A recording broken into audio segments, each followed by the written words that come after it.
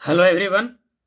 आज के इस वीडियो लेक्चर में हम फिर से शॉर्ट आंसर टाइप प्रॉब्लम को लेकर आए हैं जो बोर्ड मॉडल क्वेश्चन है। ये इस सीरीज का 5वां लेक्चर है। इसके पहले के 4 लेक्चर्स में क्वेश्चन नंबर 26 तक हो चुका था। उम्मीद है कि आप ये सारे सवाल एक बार पुनः बना लिए होंगे और अच्छा खासा आपका रिवीजन भी हो गया होगा। एग्ज़ाम का समय बहुत ही नज़दीक है, तो देर ना करते हुए शुरुआत करते हैं आज के इस लेक्चर को क्वेश्चन नंबर 27 से।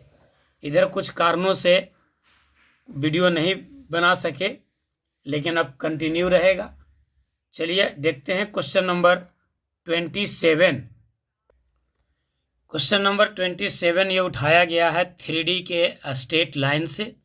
क्वेश्चन है a line makes angles alpha beta gamma with x axis, y axis and z axis respectively, then find cos 2 alpha plus cos 2 beta plus cos 2 gamma। ये एक सवाल दे रहे हैं, लेकिन इसके साथ ही इम्पोर्टेंट और भी है। इम्पोर्टेंट ये भी है, फाइंड करना है आपको sign square alpha plus sine square beta plus sine square gamma. ये दोनों में से कोई एक सवाल इस बार पूछना चाहिए। चलिए शुरुआत करते हैं। पहले आप इसके कंसेप्ट को देख लीजिए कि अगर कोई लाइन एक्स वाई और जेड एक्सिस के साथ अल्फा बीटा गामा एंगल बनाता है तो अल्फा बीटा गामा को कहते हैं डायरेक्शन एंगल, और cos alpha cos beta cos gamma को कहते हैं डायरेक्शन कोसाइन, जिनका सिंबल होता है एल एम और एन। मतलब एल बराबर कॉस अल्फा, एम बराबर कॉस बीटा, एन बराबर कॉस गामा, और फॉर्मूला होता है एल स्क्वायर जोड़ एम स्क्वायर जोड़ एन स्क्वायर बराबर 1, अर्थात कॉस स्क्वायर अल्फा जोड़ कॉस स्क्वायर बीटा जोड़ कॉस स्क्वायर गामा बराबर 1। तो सवाल में आपको एग्जाम में सॉल्यूशन किस प्रकार से बनाना चाहिए, कहाँ से शुरुआत करना चाहिए और कैसे लिखना चाहिए। सबसे पहले तो आप लिख दीजिए कि अल्फ़ा बीटा गामा है क्या। तो अल्फ़ा बीटा गामा आपको डायरेक्शन एंगल है, डायरेक्शन एंगल है। इसके बाद आपको लिख देना चाहिए कि डायरेक्शन कोसाइन क्या होगा। तो डायरेक्शन कोसाइन होगा कॉस अल्फ़ा कॉस बीटा और कॉस गामा। इसके बाद आपको लिखना चाहिए इसका रिलेशन आप क्या जानते हैं। रिलेशन आप जानते हैं कि एल स्क्वायर जोड़ एम स्क्वायर जोड़ एन स्क्वायर बराबर 1, जहाँ एल बराबर कॉस अल्फा, एम बराबर कॉस बीटा, एन बराबर कॉस गामा। उसे लिखने की आवश्यकता नहीं है, आप उसके बदले में डायरेक्ट उसके वैल्यू को लिख सकते हैं। कॉस स्क्वायर अल्फा जोड़ cos square beta plus cos square gamma बराबर हो गया 1। अब यहाँ से कॉस स्क्वायर अल्फा को, कॉस स्क्वायर बीटा को और कॉस स्क्वायर गामा को आप बदलने का प्रयास कीजिए। तो क्या कर सकते हैं आप इसमें, सबसे पहले तो आप इसको 2 से गुना भाग कर दीजिए, 2 से गुना भाग कर दीजिए, या दोनों तरफ 2 से डिवाइड कर दीजिए, मल्टीप्लाई कर दीजिए, जो भी कर सकते हैं। चलिए मल्टीप्लाई कर देते हैं 2 से। तो ये मिल जाएगा 2 कॉस स्क्वायर अल्फा, यहाँ हो जाएगा 2 कॉस स्क्वायर बीटा, और यहाँ हो जाएगा 2 कॉस स्क्वायर गामा, और इधर हो जाएगा 2। अब 2 कॉस स्क्वायर अल्फा को आप ट्रांसलेट कीजिए मल्टीपल एंगल के माध्यम से, और फॉर्मूला को भी लिख दीजिए कि आप लगाना क्या चाहते हैं। तो 1 प्लस कॉस 2 थीटा बराबर होता है 2 कॉस स्क्वायर थीटा। इसी चीज़ को हम यहाँ यूज करना चाहते हैं। तो 2 कॉस स्क्वायर अल्फा के जगह पर हम क्या लिख सकते हैं, हम लिख सकते हैं 1 plus cos 2 alpha. 2 cos square beta के जगह पर लिख सकते हैं 1 प्लस कॉस 2 बीटा, और यहाँ लिख सकते हैं 1 प्लस कॉस 2 गामा, और इधर तो 2 था ही आपका। अब देखिए ये 1 1 2 और 1 3 हो गया, जो उधर चला जाएगा। तो इधर बच क्या जाएगा, इधर बच जाएगा आपको cos 2 alpha plus cos 2 beta plus cos 2 gamma बराबर होगा 2 आई 1 1 1 3, यानी 2 माइनस 3 यानी -1। आपको यही फाइंड करना था, ये आपका आंसर हो गया। यही फाइंड करना था cos 2 alpha plus cos 2 beta plus cos 2 gamma. ये देखिए सवाल में यही आपको फाइंड करना था, cos 2 alpha plus cos 2 beta plus cos 2 gamma. ये एक सवाल यहीं पर कंप्लीट हो गया। इसी पर एक सवाल और पूछने जाने की संभावना है, उसको भी लिख देते हैं। एंड अगर आपसे पूछे कि sine square alpha plus sine square beta plus sine square gamma is equals to क्या होगा, तो इसका वैल्यू फाइंड करने के लिए पुनः आप वहीं से चलेंगे जो पहले रिजल्ट लिखवाए, क्या कि कॉस स्क्वायर अल्फा जोड़ कॉस स्क्वायर बीटा जोड़ कॉस स्क्वायर गामा बराबर होगा 1, जहां cos alpha cos beta cos gamma direction cosine है। अब इस कॉस स्क्वायर अल्फा को लिख दीजिए 1 माइनस साइन स्क्वायर अल्फा, फिर कॉस स्क्वायर बीटा को लिखिए 1 माइनस साइन स्क्वायर बीटा, और कॉस स्क्वायर गामा को लिखिए 1 minus sine square gamma is equals to हो जाएगा 3। अभी हो गया 1 1 और 1 मिला करके 3, और इस सब जगह पर माइनस है तो आप माइनस को कॉमन ले लीजिए, तो बच जाएगा साइन स्क्वायर अल्फा जोड़ साइन स्क्वायर बीटा जोड़ sine square gamma is equals to 1। अब इस माइनस वाले पार्ट को पूरा उधर लेके चले जाएंगे तो प्लस हो जाएगा, इस 1 को इधर ले आएंगे तो माइनस हो जाएगा, तो 3 माइनस 1 यानी 2 इज इक्वल्स टू हो जाएगा sine square alpha plus sine square beta plus sine square gamma. अब आप इसको अरेंज करके लिख लीजिए, यही आपको फाइंड करना था कि साइन स्क्वायर अल्फा जोड़ साइन स्क्वायर बीटा और जोड़ साइन स्क्वायर गामा, इसका वैल्यू होगा क्या भाई, तो इसका वैल्यू होगा 2। उम्मीद है कि आप अच्छे से समझ गए होंगे। ये एक नहीं बल्कि 2 सवाल था। चलिए क्वेश्चन नंबर 28 में चलते हैं। क्वेश्चन नंबर 28 देखिए, ये उठाया गया है प्रोबेबिलिटी से, और प्रोबेबिलिटी में भी चैप्टर है रैंडम वेरिएबल और प्रोबेबिलिटी डिस्ट्रीब्यूशन, वहाँ से इस सवाल को उठाया गया है।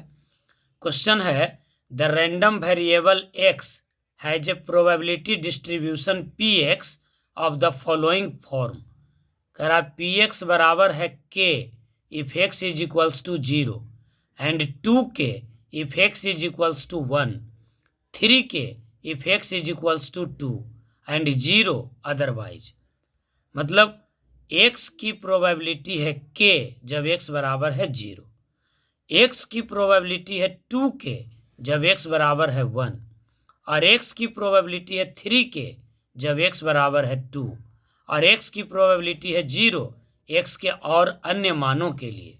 तो सवाल कहता है find px less than equals to 2। तो सबसे पहले आपको इस सवाल को बनाने के लिए क्या सोचना चाहिए कि कोई भी प्रोबेबिलिटी डिस्ट्रीब्यूशन जो रैंडम वेरिएबल का है, ये प्रोबेबिलिटी डिस्ट्रीब्यूशन तब होता है जब सिग्मा px 1 होनी चाहिए, यानी px का जो समेशन है वो 1 होना चाहिए। तो पहले px का समेशन निकाल लेंगे। px का समेशन क्या हो जाएगा, k plus 2k plus 3k plus 0, यानी 3k और 2k 5k और k 6k। यहीं पर सॉल्यूशन हम कर देते हैं, एग्जाम में अच्छे से लिख दीजिएगा। तो 6k बराबर होनी चाहिए 1, यानी k बराबर होनी चाहिए 1/6। एग्जाम में लिख दीजिएगा कि since it is a probability distribution hence sigma px is equals to 1। इतना तो आप लिख ही सकते हैं। तो सिग्मा px बराबर क्या हो गया, तो 6k हो गया इज इक्वल्स टू 1, तो k इज इक्वल्स टू होगा 1/6।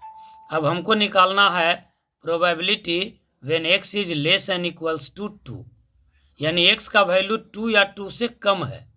तो 2 या 2 से कम तो ये तीनों हो गया, 2 भी शामिल है, तो 3k और 2k और 1k यानी 6k। तो 6k मतलब 6 इंटू k का वैल्यू 1/6, यानी वैल्यू हो जाएगा 1। px less than equals to में इसका वैल्यू आ गया आपको 1। क्लियर है बात। समझ में आ गया होगा? बिल्कुल। चलिए अगले सवाल की ओर चलते हैं। क्वेश्चन नंबर 29 है आपका इंटीग्रेशन बाय पार्ट्स से। इंटीग्रेशन बाय पार्ट्स को एक बार जरूर देख लीजिएगा। क्वेश्चन है integrate x into e to the power x divided by 1 plus x का होल स्क्वायर। यहाँ पर आप सवाल को एग्जामिनेशन में किस प्रकार से सोल्व करेंगे, तो पहले आप लिख देंगे इसमें यूज होने वाला फॉर्मूला। तो इंटीग्रेशन बाय पार्ट्स में यूज होने वाला एक स्टैंडर्ड फॉर्म है E to the power X into F of X plus F dash X D x is equals to होगा E to the power X into F of X plus C. E to the power x और एक function हो और उसी का derivative हो तो इसका इंटीग्रेशन का डायरेक्ट फार्मूला होगा ई के power X into F of x.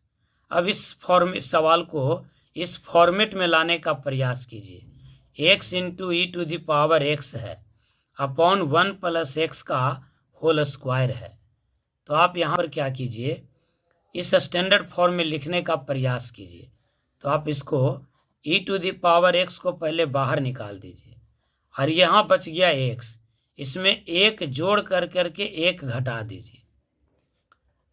इस टाइप के सवाल को एक बार बनाना बेहद ज़रूरी है। और डिनोमिनेटर में कुछ नहीं कीजिए, जो है उसको एज इट इज लिख दीजिए। अब देखिए आप इसको अलग अलग सेपरेट कर दीजिए तो आपको क्या मिल जाएगा, आपको मिल जाएगा integration of e to the power x, और इसको लिखिए इसके साथ। तो x plus 1 divided by 1 plus x का होल स्क्वायर माइनस यहाँ पर बचा 1 और डिनोमिनेटर में जो था वही 1 अपॉन 1 प्लस एक्स का होल स्क्वायर डी एक्स। इतना किए कि सवाल बन गया। अब यहाँ पर एक 1 प्लस एक्स को हटा दीजिए।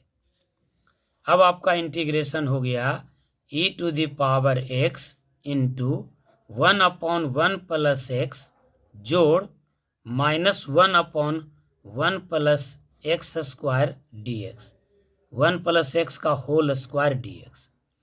अब आप इसको देखिए 1 बाई 1 प्लस एक्स को एफ एक्स अगर मान लीजिए, एफ ऑफ एक्स बराबर 1 अपॉन 1 प्लस एक्स, तो 1 बाई एक्स का डिफ्रेंसिएशन क्या हो जाता है, माइनस 1 बाई एक्स स्क्वायर, यानी माइनस 1 बाई 1 प्लस एक्स का होल स्क्वायर। अब ये हो गया ई के power X F of X plus F dash X D x. अब ये स्टैंडर्ड फॉर्म में आ गया ई के power X into F of X plus F dash X D x. अब ये हो जाएगा आपका E to the power X into F of x और जोड़ सी। अब ई के पावर एक्स तो आप रहने दीजिए और एफ एक्स का वैल्यू हो गया 1 अपॉन 1 प्लस एक्स, यानी इस सवाल का फाइनल जवाब हो गया E to the power X divided by 1 plus X जोड़ सी। क्वेश्चन नंबर 30 में चलते हैं, देखते हैं और आगे बढ़ते हैं। एक बार जरूर इस सारे सवाल को बनाइएगा, सभी सवाल को एक बार लिखिए और उसको दोबारा बनाइए। निश्चित रूप से आपको एग्जामिनेशन में अच्छे मार्क्स आ जाने की संभावना बन जाएगी। क्वेश्चन नंबर 30 भी आपको इंटीग्रेशन से ही लिए हैं, लेकिन इस बार डिफिनिट इंटीग्रेशन से लिए हैं। क्वेश्चन है -1 से 1 साइन का पावर 5x इंटू कॉस का पावर 4x dx। ध्यान दीजिए, इस सवाल को बनाने के लिए आपके पास जो पर्याप्त जानकारी चाहिए वो ऐसा होना चाहिए। डिफिनिट इंटीग्रेशन में एक प्रॉपर्टीज है कि अगर सेम लिमिट हो जाए -a से a F of x D x, तो ये सवाल इंटीग्रेशन का नहीं रह जाता है, बल्कि ये हो जाता है फंक्शन का। तो इसका वैल्यू होता है 0 जब फंक्शन ऑड हो जाए, F x is odd function, और इनका वैल्यू हो जाएगा दुगना और लिमिट हो जाएगा 0 से a F x D x, लेकिन तब जब फंक्शन इवन हो जाए। यानी सवाल जो है अब इंटीग्रेशन से हट गया, अब सवाल हो गया आपको फंक्शन पर। तो जो सवाल दिया हुआ है साइन का पावर 5x इंटू कॉस के पावर 4x, हमको चेक करना होगा कि क्या यह फंक्शन इवन है या ऑड होगा। तो इवन या ऑड चेक करने के लिए x के जगह पर -x रखते हैं, और ऐसा करने पर यदि फिर से वही फंक्शन मिल जाए निगेटिव साइन के साथ तो ऑड होगा, और हूबहू वही मिल जाए तो इवन हो जाएगा। तो हम चलिए इसको चेक करते हैं कि दिया हुआ जो फंक्शन है वो इवन है या ऑड है। तो मान लेते हैं कि ये दिया हुआ फंक्शन f(x) है, तो f(x) बराबर हो गया साइन का पावर 5x इंटू कॉस का पावर 4x। अब x को रिप्लेस कर देते हैं -x से, तो f ऑफ -x बराबर होगा साइन ऑफ -x का पावर 5 जोड़ कॉस ऑफ -x का पावर 4। अब ये हो गया साइन माइनस थीटा, तो साइन माइनस थीटा बराबर होगा माइनस साइन थीटा, यानी माइनस साइन x का पावर 5, और कॉस माइनस थीटा बराबर होता है कॉस थीटा ही। तो ये हो जाएगा आपको, ये इंटू में है, सॉरी सब इंटू में है, ये हो जाएगा माइनस का पावर ऑड यानी माइनस साइन का पावर 5x इंटू कॉस का पावर 4x, यानी ये हो जाएगा माइनस एफ ऑफ एक्स, यानी ये फंक्शन हो गया आपका ऑड। इसका मतलब therefore integral is equals to हो जाएगा 0। जो इस इंटीग्रेशन का वैल्यू हम निकालना चाहते थे वो वैल्यू हो गया 0। क्यों भाई? क्योंकि ये फंक्शन हो गया ऑड, और जब ऑड फंक्शन हो जाए तो उसका इंटीग्रल हो जाएगा 0। क्वेश्चन नंबर 31 में चलते हैं। क्वेश्चन नंबर 31 देखिए, ये सवाल है डिफरेंशियल इक्वेशन के सॉल्यूशन से। डिफरेंशियल इक्वेशन में 5 टॉपिक पढ़ना है, और यहाँ से एक लॉन्ग क्वेश्चन भी रहने की संभावना है। ऑब्जेक्टिव 3 से 4 और शॉर्ट क्वेश्चन 2 होगा। उसमें से हमारे हिसाब से जो इस बार के लिए इम्पोर्टेंट क्वेश्चन है वो है सॉल्यूशन डिफरेंशियल इक्वेशन का सेपरेबल वेरिएबल मेथड से। तो हम इस सवाल को उठाए हैं वेरिएबल सेपरेबल मेथड से डिफरेंशियल इक्वेशन को सोल्व करने का। आप सवाल के माध्यम से थ्योरी भी समझ लेंगे बढ़िया से। क्वेश्चन है find the general solution of differential equation dy by dx is equals to x plus 1 upon 2 minus y और y is not equals to 2। ये तो क्वेश्चन को सेटिस्फाई करने के लिए दे देता है। इस कंडीशन से आपको एग्जामिनेशन में डरना नहीं है। ये इसलिए दे दिया कि y अगर 2 के बराबर हो जाएगा तो डिनोमिनेटर 0 हो जाएगा, यानी अनडिफाइंड हो जाएगा। तो ऐसे स्थिति में आप सवाल को ही जब अनडिफाइंड कर देंगे तो उसका सॉल्यूशन क्या निकाल पाएंगे। तो इस कंडीशन से नहीं जाना है। सवाल बस इतना ही है कि डिफरेंशियल इक्वेशन को सोल्व कीजिए और जनरल सॉल्यूशन फाइंड कीजिए। इक्वेशन है आपका dy बाई डी एक्स बराबर x plus 1 upon 2 minus y. अब आप सीखिए कि इस मेथड में आप सवाल बनाते कैसे हैं। तो ये डिफरेंशियल इक्वेशन है वेरिएबल सेपरेबल मेथड से सोल्व करने के लिए। वेरिएबल सेपरेबल मेथड का मतलब होता है वेरिएबल को सेपरेट करना। इसका यह अर्थ नहीं होगा कि वेरिएबल को एक तरफ कर दिए और कांस्टेंट को एक तरफ कर दिए। तो इसका अर्थ हुआ क्या? तो वेरिएबल सेपरेबल का अर्थ हुआ y वाले टर्म dy के साथ और x वाले टर्म dx के साथ। y वाला टर्म dy के साथ और x वाला टर्म dx के साथ। तो चलिए इस सवाल को बनाते हैं अरेंज करते हुए। तो सबसे पहले हम इसको अरेंज करते हैं। दिया हुआ है dy upon d x is equals to x plus 1 upon 2 minus y. अब आप इसको सेपरेट कर दीजिए। तो 2 माइनस बाई को कर दीजिए dy के साथ, यानी 2 minus y into d y is equals to x plus 1 into d x. अब क्या तरीका होता है? तो जैसे ही आप वेरिएबल को सेपरेट करते हैं उसके बाद आपको इंटीग्रेट करना होता है दोनों तरफ। तो हम दोनों तरफ इंटीग्रेट कर देते हैं। एग्जामिनेशन में ये एक अलग लाइन में जाना चाहिए। उसके पहले आपको लिखना चाहिए इंटीग्रेटिंग बोथ साइड्स, दोनों तरफ इंटीग्रेट करने पर। अब हम इसको आगे बढ़ाते हैं। अब ये 2 माइनस बाई का इंटीग्रेशन क्या हो जाएगा भाई? तो 2 बाहर निकलेगा और डी बाई का इंटीग्रेशन बाई का इंटीग्रेशन होगा बाई स्क्वायर बाई 2, एक्स का इंटीग्रेशन होगा एक्स स्क्वायर बाई 2 और डी एक्स का इंटीग्रेशन हो जाएगा एक्स। हम ज़रा पेज चेंज कर लेते हैं। अब इस लाइन को फर्दर एक्सपेंड करते हैं, लेकिन एक कांस्टेंट ऑफ इंटीग्रेशन भी लिखेंगे। अब यहाँ पर आप 2 LCM ले लीजिए, तो ये हो जाएगा 4y minus y square upon 2 is equals to, यहाँ भी 2 था, 2 LCM ले लीजिए, तो एक्स स्क्वायर प्लस 2x अब प्लस c। क्लियर हो गया बात। अब यहाँ पर आप 2 LCM लेकर काट भी सकते हैं, ये हो जाएगा 4y minus y square upon 2 is equals to x square plus 2x अब प्लस 2c। अब ये 2 आप काट सकते हैं, तो आपको क्या मिल जाएगा, मिल जाएगा 4y minus y square is equals to x square plus 2x plus 2c। अब सबको एक तरफ कर दीजिए, यानी मिल जाएगा एक्स स्क्वायर, इधर ले जाइएगा तो plus y square plus 2x minus 4y अब plus 2c is equals to 0।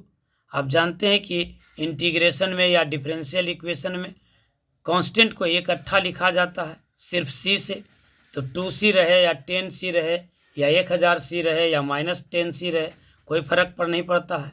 इस पूरे कांस्टेंट को हम एक कांस्टेंट में बदल देते हैं, तो मिल जाएगा x square plus y square plus 2x minus 4y plus c is equals to 0, और यही इस सवाल का जवाब है। क्लियर हो गया बात। क्वेश्चन नंबर 32 को देखते हैं। क्वेश्चन नंबर 32 है, find the projection of i plus 3j plus 7k on the vector 7i minus j plus 8k। तो इस टाइप के सवाल को बनाने के लिए आपके पास पर्याप्त जानकारी होनी चाहिए फॉर्मूला के रूप में। क्या भाई, कि projection of a on b बराबर होगा a dot b divided by b का मैग्नीट्यूड। अगर रहे projection of b on a, projection of b on a, तो इसका फॉर्मूला होगा a dot b divided by a का मैग्नीट्यूड। अब सवाल देखिए हमको क्या कह रहा है, कह रहा find the projection of this vector on this vector. इसको हम मान लेते हैं a और इसको मान लेते हैं b। तो सवाल फिर से पढ़िए, projection of a on b, यानी projection of a on b का फॉर्मूला क्या होगा, a dot b divided by b का मैग्नीट्यूड। तो हम जो जो बोले हैं उसको लिख लेते हैं। पहले वाले वेक्टर को माने थे हम लोग a, तो a बराबर दिया हुआ था i plus 3j plus 7k,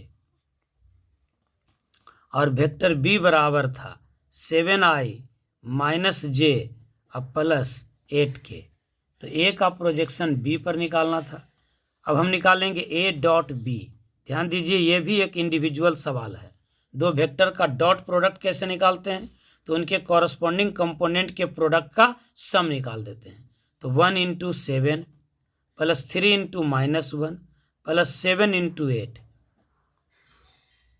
यानी ये हो जाएगा आपको 56 और 7 63 में से 3 गया 60, ए डॉट बी हो गया। अब निकालते हैं बी का मैग्नीट्यूड। किसी वेक्टर का मैग्नीट्यूड क्या होगा, अंडर रूट उनके कंपोनेंट के स्क्वायर के सम का स्क्वायर रूट। तो 7 का स्क्वायर 49 माइनस 1 का स्क्वायर प्लस 1 और 8 का स्क्वायर 64, यानी इसको जोड़ेंगे तो क्या हो जाएगा, 64 है 1 65 हो गया। और यहाँ से आप निकाल लीजिए 5, तो 65 और 5 70, तो बच गया यहाँ कितना 39। तो 70 और 30 100 और 9 109, 9 1 10 और 4 104, 9 1 10 4 14 का 4 बाकी 1 4 1 5 और 6 11 114 रूट 114। तो अब हमको निकाल देना था ए का प्रोजेक्शन बी पर। तो projection of a on b बराबर होगा a dot b divided by b का मैग्नीट्यूड। तो ए डॉट बी हो गया 60 डिवाइडेड बाई अंडर रूट 114। यही आपका आंसर हो गया। कैलकुलेशन बेहद सावधानी से कीजिएगा। किसी भी एग्जाम में मैक्सिमम मार्क्स आप लाना चाहते हैं तो आपके लिए ब्रह्मास्त्र होना चाहिए कैलकुलेशन में कहीं से कोई कंप्रोमाइज नहीं होनी चाहिए। उम्मीद है कि आप इस सवाल को भी बढ़िया से सीख लिए होंगे। एक बार चैनल को ज़रा शेयर कर दीजिए अपने ज़्यादा से ज़्यादा दोस्तों के बीच में। क्वेश्चन नंबर 33 में चलते हैं। क्वेश्चन नंबर 33 देखिए, ये लिया गया है एप्लीकेशन ऑफ डेरिवेटिव के चैप्टर इंक्रीजिंग और डिक्रीजिंग फंक्शन से। ये सवाल भी बेहद इम्पॉर्टेंट है, ज़रा इसको ध्यान दीजिए। क्वेश्चन कह रहा है find the interval in which the function f x is equals to 2x³ + 9x² + 12x - 1 is decreasing. कह रहा है वह इंटरवल निकालिए जिसमें यह फंक्शन डिक्रीजिंग हो जाए। तो आपको पता होना चाहिए कि कोई फंक्शन इंक्रीजिंग कब होता है और डिक्रीजिंग कब होता है। तो पूरा कंसेप्ट आप देख लीजिए। कोई फंक्शन दिया हुआ है तो आप पहले उसको डेरिवेटिव निकाल लीजिए, यानी f' निकाल लीजिए। अगर f' ग्रेटर देन 0 है तो यह स्ट्रिक्टली इंक्रीजिंग का लक्षण है, और अगर f' greater than equals to 0 है तो ये ओनली इंक्रीजिंग का लक्षण है। f' लेस देन 0 हो जाए तो स्ट्रिक्टली डिक्रीजिंग का नेचर है, और f' less than equals to 0 हो जाए तो ये डिक्रीजिंग का लक्षण है। सवाल में कह रहा है डिक्रीजिंग, यानी f' less than equals to 0। यही थ्योरी लगा करके सवाल बनाएंगे।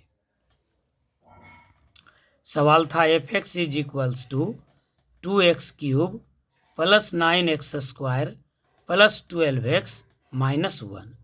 अब हम इसका निकाल लेते हैं f'। तो f' हो जाएगा 2 × x³ का 3x² + 9 × 2 = 18x + 12 × x का 1 - 1 का 0, अर्थात f' बराबर हो गया 6x² + 18x + 12।